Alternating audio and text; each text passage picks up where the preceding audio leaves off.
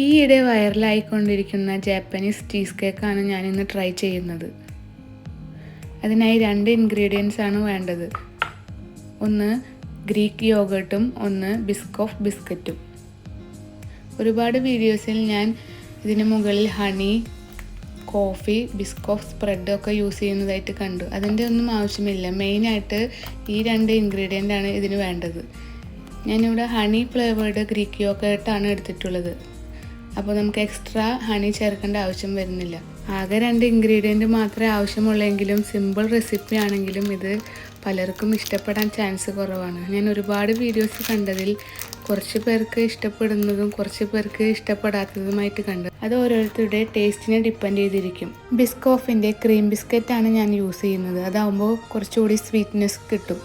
എനിക്കിത് ഇഷ്ടപ്പെട്ടെന്ന് ഞാൻ ഈ വീഡിയോൻ്റെ ലാസ്റ്റ് പറയാം. ബിസ്ക്കറ്റ് ഓരോന്നും യോഗർട്ടിൻ്റെ ഉള്ളിലേക്ക് ഇതുപോലെ വെച്ച് കൊടുത്ത് മുകളിൽ കുറച്ച് ബിസ്ക്കറ്റ് ക്രംസും ഇട്ട് കൊടുത്ത് അടച്ച് ഓവർനൈറ്റ് ഫ്രിഡ്ജിൽ എടുത്ത് വയ്ക്കുക. ഇതെല്ലാവർക്കും ഇഷ്ടപ്പെടാൻ ചാൻസ് കുറവാണെന്ന് ഞാൻ പറഞ്ഞത്. ഇത് ചെറിയൊരു മധുരവും പുളിയും ചേർന്ന ടേസ്റ്റാണ്. അതെല്ലാവർക്കും ഇഷ്ടപ്പെടണമെന്നില്ല. ഞാനിത് ഓവർനൈറ്റ് ഒന്നും എടുത്ത് വെച്ചില്ല. കാരണം എൻ്റെ മോന് തീരെ ക്ഷമയില്ലാത്തതുകൊണ്ട് ഒരു 7 മണിക്കൂർ വെച്ചതിന് ശേഷം അവൻ തന്നെ ഇത് പുറത്തെടുത്ത് കൊണ്ടുവന്നു. അവനെടുത്തത് കൊണ്ടുവന്നത് കൊണ്ട് ഞാൻ അവൻ തന്നെ ആദ്യം ടേസ്റ്റ് ചെയ്യാൻ കൊടുത്തു. കേട്ടില്ലേ, യമ്മി ആയിട്ടുണ്ടെന്ന്.